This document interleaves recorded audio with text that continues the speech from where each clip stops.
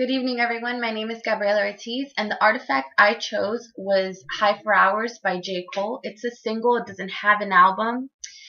So I want to begin with defining ideology using Foss's definition, which is the pattern of beliefs that determine the group's interpretation of some aspect. People will use this belief system as a source to comprehend their external reality.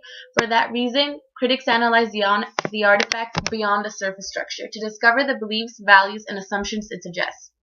We see this in everyday things like music, pictures, paintings, advertisements, movies, commercials, almost anything. We can find some sort of ideology behind it.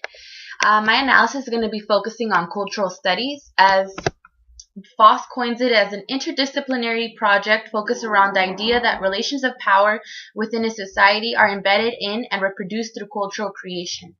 That basically means that we keep reiterating the value of power through some sort of cultural form, whether it be our culture itself, our ideology, our ideas that define culture. In some aspect, some form, we're reiterating the power that holds, that making it a hegemonic ideology in a way as well.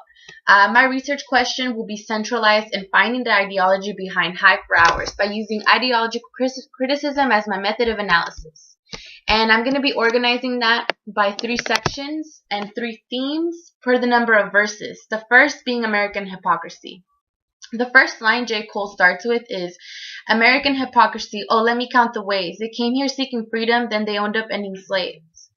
I thought that was extremely interesting because the United States was built on the notion of freedom. However, the meaning of freedom has been tainted ever since we started our country. We fought for our independence through Britain, then built our economic independence through slavery. So if you really think about it, freedom has no meaning, yet we believe and establish our nation on the concept of freedom. We say the land of the free, all these kind of things that make us seem like we're free. We have freedom of speech and freedom of religion.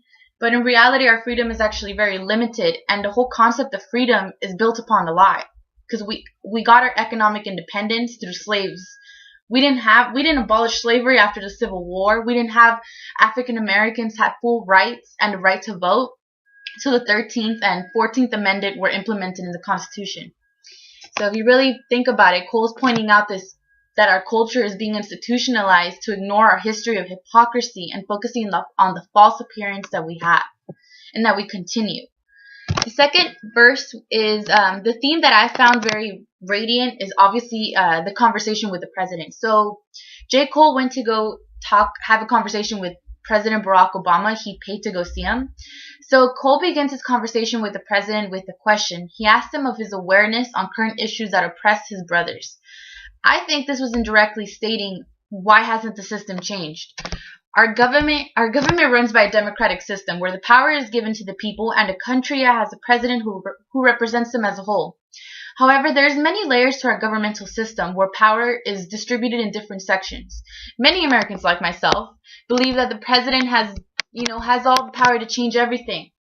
I think we buy into this belief because it's been hammered into our culture. How many times have you heard the history of George Washington, and he fought for our country, and he established this whole new thing with his buddies and everything, and our founding fathers. But the reality is the power resides to the people on top who have money. We as a society know money runs the world because it withholds the power to change. Hence our politicians' relationship to lobbying, which happens to be very illegal in the U.S. The idea of money equaling power is a cultural creation itself. It's reiterated over and over and over and over again.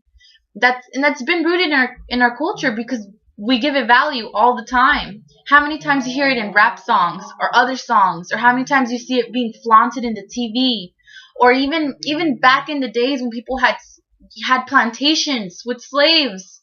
They were flaunting money because they were making money, loads of it. And it's still happening right now. You see a whole bunch of politicians, or actually the 1%, lobbying politicians to pass certain laws that benefit them. So Cole is bringing awareness to the shortened answer of being politics, because ultimately President Barack Obama replies to him and saying, you know what, I know that I'm aware of everything that's going on, but it's politics. I feel like every time you ask somebody a question, it's always politics. Politics is the answer, but what does it mean? It's a shortened answer. It doesn't lead to anything. So the democratic structure we flaunt, it gives no power to the people because it's lost in translation between the scheme of politics. So Cole ends with this note: change is slow, always has been, always will be. But I think this is a lyrical message of asking, why is change slow? Why can't we have things happen quicker? So the answer obviously can't be politics. There's more to it. So I think it's culture, because culture, as Foss coins, is everyday discursive practices. With these discursive practices, we are both embodying and constructing a culture's ideology. So if it's everyday discursive practices, we practice politics every day. When we follow the law, we follow the, I hope we follow the speeding limit, or just anything like that. But we're practicing our politics every day. So that means it's one of them. It's one of our cultural ideologies. Hence, there's more to it. Politics is not the answer. There's more to it. And the third theme being revolution. So he begins to explain what revolution means to him, and what it actually meant to him, and what it kind of changed into its meaning, and what kind of it means to everybody. So he begins to explain that the people at the bottom will always fight for a revolution because they get tired of being oppressed, which is true. How many times have you seen people fight for a revolution? Because they're tired of being oppressed, they're tired of being downgraded by people at the top. So Cole begins by explaining that overthrowing oppressors doesn't really solve the problem. Why? Because it's going to be replaced by another dictator, another oppressor, maybe even someone worse. So revolution itself might bring change by, a short time, but at a bigger cost. It amounts to segregation, violence, and death. So he compares this to children in abusive households. He says the children in abusive households grow up knocking girlfriends out cold. That's called a cycle. Abuse becomes the abuser, and that's just how life goes. So he's using this reference to children mirroring the violence they grew up in because that's all they know. That's all they're used to. That's all their culture has been teaching them. And I feel like this is kind of indirectly comparing us. So this is why change is slow. It's because we're so used to the same cycle. It's a cycle over and over and over again. How many generations have talked about revolution? How many generations have fought for rights, protests, everything? And it's the same thing. Why? Because it's a cycle. We're attacking the wrong person. We're attacking the people instead of the cycle as a whole. If we diminish the cycle, then we better our culture, hence our ideology. So I feel like that's his answer to change is slow. And I think he's indirectly saying that we are those children that are growing up in this hegemonic ideology, this cycle, and instead of attacking the evil, we are the victims of it. And ultimately, we either become the abused or the abuser. And he ends with this powerful message saying the only real revolution happens right inside of you.